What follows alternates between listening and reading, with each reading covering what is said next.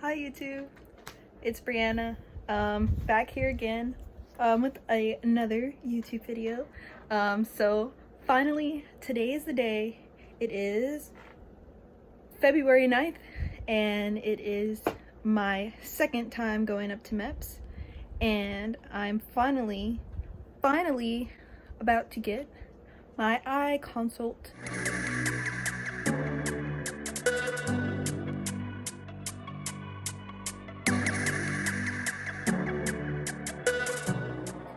So I'm going to be taking a little bit more footage of what the hotel looks like here, and you making the video, and give a little bit more insight on how my eye consult goes.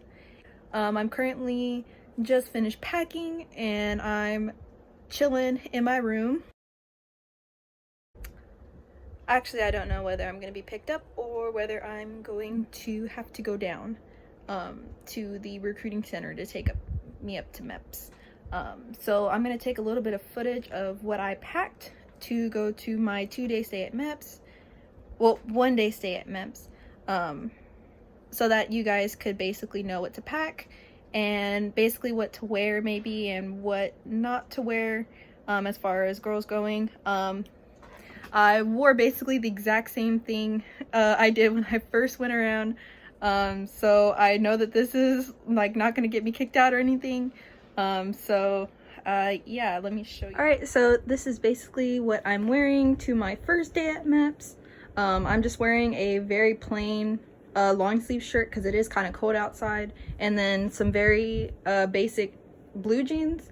They recommend not wearing holes in your jeans and making sure that like your shirt doesn't have any logos. That's one of the big things. Usually people wear like a poloed or a collared shirt. I personally don't really own any polo collared type shirts, so I wore this last time at MEPS and I didn't have anything said to me, so I know that this is fine. And then for my shoes, I'm just gonna wear tennis shoes.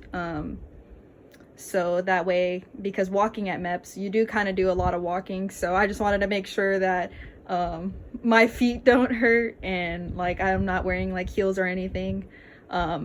Yeah, so my jeans, they're just very basic, and then I just like my long sleeve shirt doesn't have anything on it. So as far as what to bring to MEPS, you are going to need a little bit of hygiene supplies, your shampoo, conditioner, body wash, deodorant, basic stuff. I was told to just bring everything travel sized, including toothpaste. Your toothbrush can be regular sized, but they just had to try to keep everything travel sized because you really don't need full sized anything at MEPS.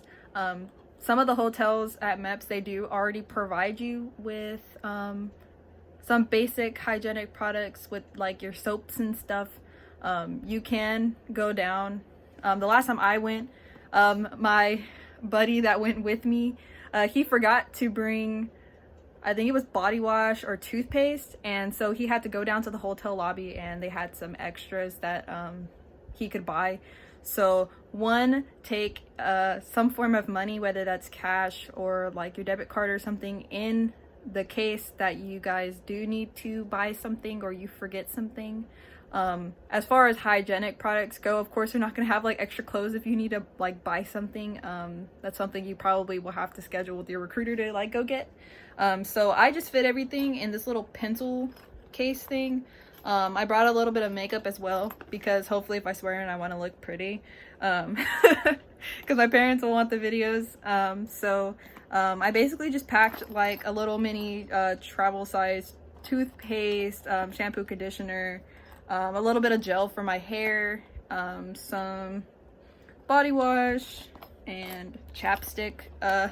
Basically that was it. So I'm taking everything in my school backpack. So in my school backpack. I wasn't told anything about it the last time, but whenever you do go through security, if you do take your laptop, they will ask that you remove the battery from the laptop to make sure it's not a bomb. You do take that out of your backpack or your duffel bag or whatever whenever you do go up to MEPS security, because they will make you take it out just to make sure that nothing's going to harm them in any way. My recruiter also suggested to not bring any form of razors, although it's kind of weird. They see that as a form of a weapon. I don't necessarily think that they will take it away from you, but I was always told to just not bring one. You could bring books or whatever if you wanted to. Personally, I'm not going to bring any books. Actually, I do think I'm going to bring a book. I'm bringing like my headphones, clothes. I just brought an extra change of regular clothes, basic pajamas, and like a brush for my hair. I mean, that's basically all you really need. And then as far as documents go, of course, have your ID or your permit, and then have your social security card. It's basically it. I am finally here at MEPS and I am in my room. It is currently 6 o'clock. I got here around 4:30 and I got checked in downstairs in the lobby, and I got up to my room and I just chilled here for about an hour and a half. And I just got my dinner and I'm currently gonna sit here and wait. So I'm gonna show you my dinner.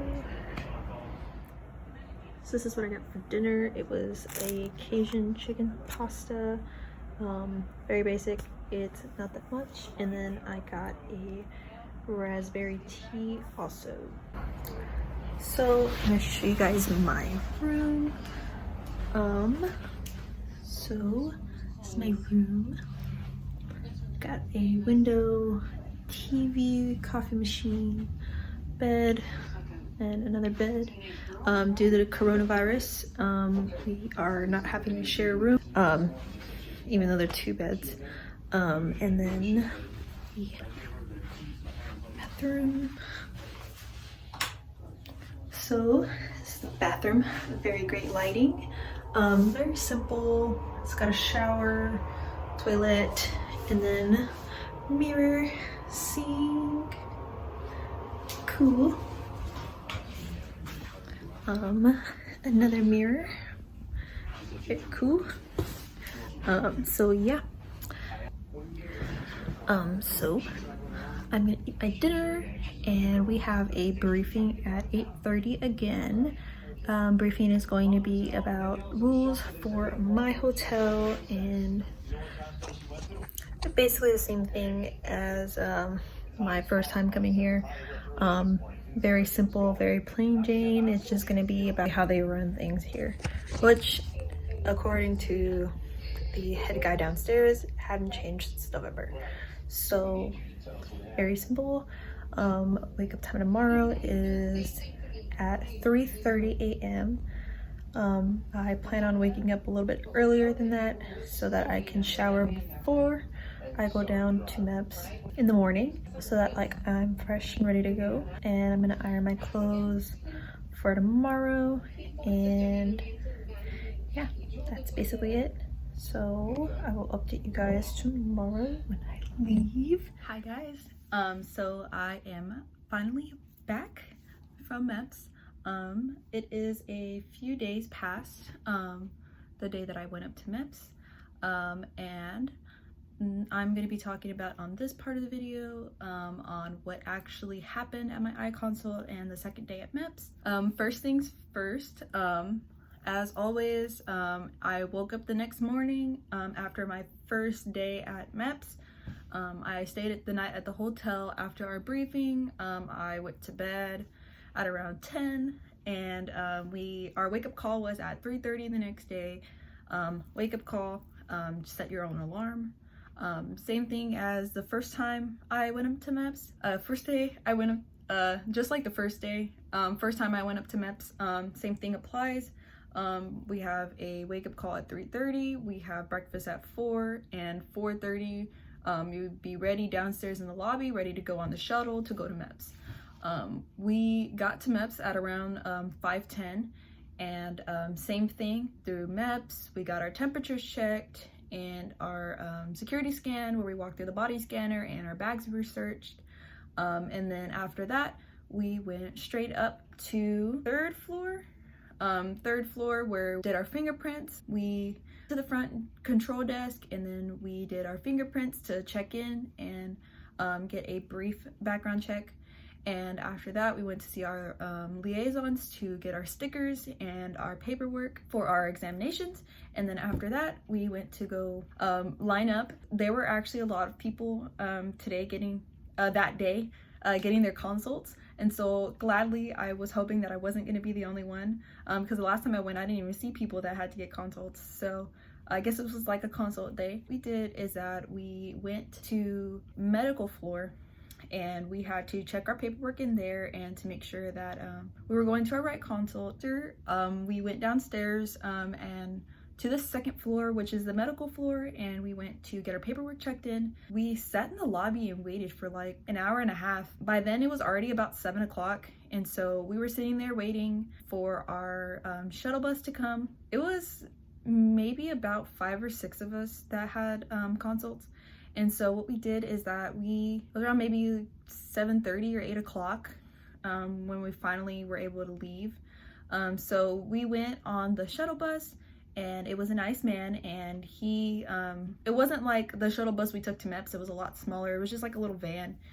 And so we piled in the van, and we got these little envelopes, and they had written our names on it, our last 4 of our social, and the suite of places that we were going to be at and what type of consult we were getting. So for like eyesight, it was different. For psych evals, it was different. For your morale consult, it was different, or moral consult. And then any sort of other medical consult was at a different. So we were in the middle of downtown, so we were basically in the heart of the med center. And so what we did is, it wasn't that long of a drive. It was maybe about 5 or 10 minutes. And our driver, he went and he dropped us off at each of the places that we needed to go. My group for the eye consults, there were me and then 2 other girls. And so we went up to see the doctor's office, and it was in a really, really tall building. So I think we were on like the 22nd floor. So we went in the elevator, and then we went up, and it was like a regular old doctor's office. I thought we were going to see like a specialist or something, but I don't know if they were specialists, but it looked to seem like a regular eye doctor to me. So what we did after that is we went up, and we had to check in with our IDs. Also, if you are under the age of 18, so if you're like 17 with parental consent, you have to have parental consent in order to go. And if you don't have an ID, there's this special paperwork that you have to get filled out. So say like if all you have is a school ID, I did learn that because there was a girl that was there that was 17, and so she didn't have like a driver's license or like a permit or anything, so she just walked around with her school ID, which is fine. But since it's not really considered like an ID, there's like a special paper that you can get so that it proves like you are who you are, and this is why you don't have your license yet, whether you haven't started driver's ed or you just haven't applied for a photo ID. So I know that that's probably something that some people might need to know. There is a special paper that you need to get from your recruiting office, and fill it out in its entirety and bring that up to MEPS with you, so they can verify you are who you are, and this is why you don't have a driver's license or a permit or anything. And you could also bring the regular papers, so if you don't have like your actual like hard license or hard permit yet, you can bring in that paper with your picture and stuff on it, like they print out whenever you for your driver's license / permit. So anyways, back to the consult. So we went up, and we checked in at the front desk with our IDs and our socials. We were given our paperwork from the eye doctor. So it's like basic like eye doctor paperwork. You have to put like your name, like your street address, your social, and the doctor said to just fill it out to the best of your ability, because a lot of that stuff, if your parents have filled out a lot of paperwork, sometimes you just don't know the information. Like for me, it was like the insurance stuff. I knew like what type of insurance we were on, but I didn't know like all the policy numbers and the holder and all that. We just fill it out to the best of our ability. And after that, it's like 3 pages of paperwork. Don't list anything that you haven't already previously gone over, so that you don't have any mishaps, because you should have already listed what you needed to, any medical surgeries, any medical problems, any sort of diagnostics to previously in your background check when you do your NACEs. If you put something different, then that raises an alarm. After we did the paperwork, We were sent back individually to see the doctor. We went into the eye exam rooms, and personally, I went and I sat in the room. I had a male technician come in, and he was like, okay, you know, we're gonna get started with your consult. And it was straight the typical, you know, he would put the letters up on the LED screen and I would sit in the chair. And I did it first with my glasses on. I actually brought a copy of my prescription. I had recently gone to see an eye doctor because my prescription was about a year overdue. So I went in November to get my glasses, and that was actually the day before I went up to MEPS. I saw the eye doctor, so I didn't get my new glasses when I went up to MEPS. In December, I went and I got my glasses, and then I got fitted for my contacts, which I wear very briefly, but I did get a contacts prescription and a glasses prescription. So in the event that I did want to wear contacts, I would have that prescription also to order them. My recruiter just told me just to bring it. There's no harm, no foul, especially maybe you want to consider it if you kind of are a little bit over a year due for your prescription, or you haven't seen an eye doctor before. If you have one, bring one. When I went, they didn't necessarily said that they needed it, but it was good that I had it. So they knew exactly like the certain measurements for my eyes and things like that, and my exact prescription. So it's a lot easier on them to get the prescription. And he just took back my glasses and he went to measure it to make sure that it was the exact prescription. So when I went, he sat me down and it was a typical eye exam. He gave me like the little paddle that you put up on your eye. I did it with my glasses on first to make sure that I was seeing 20/20 out of my glasses. And so he would put the letters up on the screen, and then I put the paddle on my right, and he said, okay, what's the smallest you could read? And then I read, and then I did it on my other eye, and then I did it without my glasses, and then I did the same thing, and then see what I can. And so after that, since we already did a colorblind test and I passed my colorblind test, I wasn't given a colorblind test, but I'm guessing they would give you one there, depending. From my personal experience, I didn't do a colorblind test. He came and he got like the eye machine. I don't know what it's called, but like you click it and it just adjusts your prescription a little bit to make you see sharper and clearer. After we went through that without my glasses, then, you know, I was seeing good out of the prescription that I had. Even though I hadn't had it for a long time, it was still fresh on my eyes. So he said that I'm seeing well out of my prescription, and that I see 20/20 out of my glasses, and that I am correctable to 20/20, and I was seeing 20/20 with my glasses on. So that was good. So he did a reading chart on me. So he gave me a little cardboard paper type thing. It was like laminated, and it had little sentences on it, and so I had to hold it up like at eye level. So you're reading like at eye level, and he was like, okay, like hold it like you're reading a book. What you want to do is that you just wanted to read it to the best of your ability, down to the smallest line that you can see, and just read the sentence. So I did that with my glasses on, and then I did it with my glasses off. Well, with me, my vision is correctable to 20/20. Without my glasses, like I am almost blind. I did like the reading, and I was reading 20/20, like with the little reading exam on the paper with the sentences. I read perfectly with my glasses on, but with it out, I couldn't read the top line. I could like barely see it. So my prescription is pretty high. Even whenever we were doing like the LEDs where they where they put the letters up on the screen, and then he put like the biggest letter up there, and even without my glasses, I couldn't see it. Like maybe like if I squinted and I looked at it for a little bit, I could tell what it is. Like at first glance, I had no idea what it said. So I thought that was going to be a little bit concerning for me. So I'm really trying to watch for that, because it could be a pass or fail for me, which is kind of concerning. But that pretty much went well. So that was like the initial eye exam. After that, he gave me 2 types of drops. He gave me a numbing eye drop. So he just did 1 drop in each eye, and that was supposed to numb my eyes. He did a pressure test. I had never got that done before. I didn't know what it was. He numbed my eye, and there's like, it kind of looks like one of those like temperature guns that like you use to like take temperatures on the forehead. So what he did is that he took this little gun type deal. It doesn't hurt. Put it to where like I felt it like barely touch my eye. He just tests for the pressure of your eyes to make sure that your pressure is good. He did it on both eyes, and then afterwards he gave me another set of eye drops, which were the eye drops to dilate my eyes, when he does that, it does sting a little. He did say it would sting a little. Some people have a lot of sting, some people have mild sting. He put 1 drop in each eye. Like, you could feel your eyes like starting to change a little bit. It gave me a massive headache. It was fine. Mine didn't sting a little bit, but afterwards I had the biggest headache. But he did keep the light stemmed like kind of low, so your eyes can kind of adjust. So your pupils are really big, and so they go and take you into the other test. The next test I did, it was they were taking photographs of my eyes. The next part I did is I went to go and take pictures of my eyes. So it's this machine, and if you've been to the eye doctor before, it's similar to the machine that you put your eye up to, and you see the little house in the back of the camera, and so that's how they take pictures of your eyes. They ask you to just look at the house. Basically very similar to that one. It doesn't like puff air in your eye or anything. I was so scared about that. I hate that machine going to the eye doctor.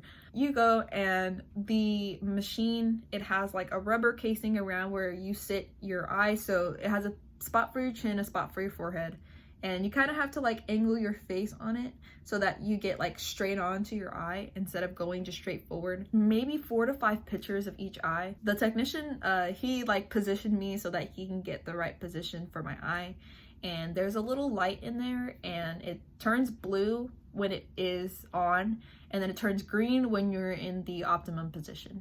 So he just told me that it kept like pushing my face in or like turning to the left or to the right for the light to turn green. You keep your eye open the whole time, and then you'll get like this really, really big flash of light, and it'll be green, and then that's whenever the picture is captured. So after that, you do that multiple times, and you blink a little bit in between so like your eyes can still kind of focus. And then after that, we went to another machine in a different room, and that was another eye picture. So the first machine, what it did is that took pictures of like really, really behind your eye. So it took like all of your peripherals, and it was a really, really thorough picture of your eye. And then the second machine, I think, was to do like the surface layer and like check your veins and all of that in your eyes. So that machine, very similar to the first.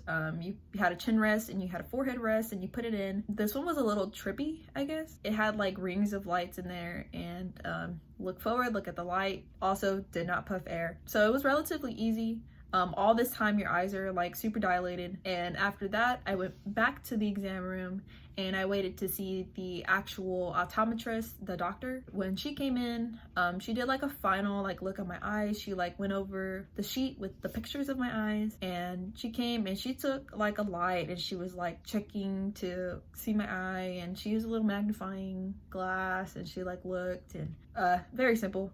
She kind of like looked at my glasses a little bit. You know, that was basically it. The doctor did have a problem with the pictures of my right eye. I guess that they weren't like clear enough, or she couldn't see like what she was looking for. So I did have to go back and redo that. The other girls didn't, but I did have to go back and redo that, which wasn't a problem. My eyes were still dilated at that point. So I went to get that redone.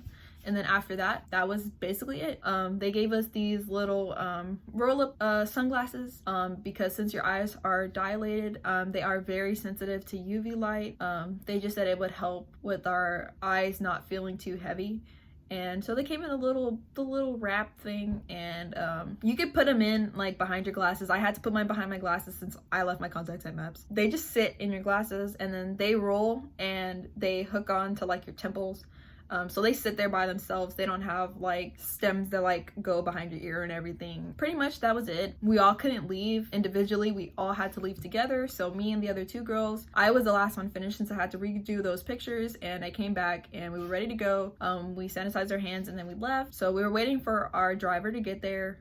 We sat there for like 2 hours, and we just sat in the lobby, and we were just sitting with our sunglasses on. We were kind of getting to know each other. The girls were really nice. Shout out to them. If they ever see this video. We were kind of just sitting there. I partially fell asleep because I was so tired. We waited about 2 hours or so, and the driver finally came. We picked up the rest of the guys that were on their consults, and then we went back to MEPS. Once we got back to MEPS, when you leave on your consult, you are allowed to bring your phone. The commander at our MEP told us at the beginning, before we left for our consults and before we got on the shuttle, that he allowed us to have our phones and they had to be on vibrate, because when we go to our consult, it is away from MEPS, and technically they are still responsible for us since we're under their care at MEPS. Our commander let us have our phones that were going on consults that had to be shuttled out so that we can call our driver to let him know that we were ready. Once we got done in the lobby, we all had our phones. If you were like in a group, our driver asked that like we all don't call him, that it was just one person that called him for the group, and so that's what we did. But I just wanted to mention that I forgot about that earlier. So we called him, and you know, he said he was X amount of minutes away. When he got there, we were shuttled back to MEPS after we picked everybody up. So when we got back to MEPS, we came through the back since we had already came through security. We didn't have anything on us. It was just our phones, and we had already been searched previously. So we went up to the medical floor. We checked back in, and we got back our name tags. We did leave those envelopes at the eye doctor, so that's what they send back to MEPS in the envelopes. They send back our results in those envelopes. After that, we got our name tags back. We went back to the control desk. They sent us up to the 3rd floor to see our liaisons. Our results hadn't come in yet, so we still weren't allowed to swear in yet. So that was the completion of our day. My liaison told me to eat lunch and then check out. By that time, it was barely 11 by the time we got to see our liaisons, and lunch at MEPS is from 11 to 1. So I had just got in time for lunch. So saw my liaison and I turned my paperwork in and all of that, and so I went to lunch. But this time I did eat lunch. The lunch at MEPS is okay. The hotel dinner is a lot better than the lunch at MEPS, in my opinion. What we had for lunch, we had a sandwich. You got to pick out of a variety of sandwiches. It was like turkey and cheese or ham and cheese. I think the cheese was like American or cheddar or something. I believe they did have an alternative for those that don't eat meat. We were allowed to pick up a sandwich. We got our choice of chips. They had like a cookie and then a drink. And the drinks were water, soda. I think they had tea also. And then the cookies were very good. It's those grandma cookies and they're so good. And then after that, I sat and I ate lunch, and I called my recruiter while I was eating lunch so that he can come and pick me up, because my recruiting center is so far away from MEPS. So I knew he was gonna have a long time to come and get me, and plus it was like in the middle of rush hour, so it was so much traffic. With that, I sat and I ate my lunch, and I was just on my phone because when you do finish all of your paperwork, you are allowed to get your phone back. And I finished my lunch. I went downstairs. I checked out on the 2nd floor, and then I went back downstairs, and then I went home. Sat at my recruiting center for a little bit. I thought it went okay. I thought it went smoothly. Of course, not getting my hopes 100% up, because anything can happen. And I've had so much bad luck with paperwork in the past, and it seems like almost every obstacle I've gone through, almost every, which isn't a bad thing. It just means more paperwork for me. My recruiter told me that I'm looking at maybe a week or 2 weeks from that day to find out my results. I believe that all they're looking for is any sort of degeneration in the eyes that were not mentioned previously, or any signs of any potential disease. I was told that correctable to 20/20 vision, and no signs of degenerative disease. So I don't think that I have any sort of degenerative disease. If I do, that is news to me. I've had glasses ever since I was little, so I'm very confident that if I had any sort of disease, I would have already known by now. No diseases run in my family, but my family does have a history with very high astigmatisms. So most of my family all wear glasses or contacts, and thick glasses at that.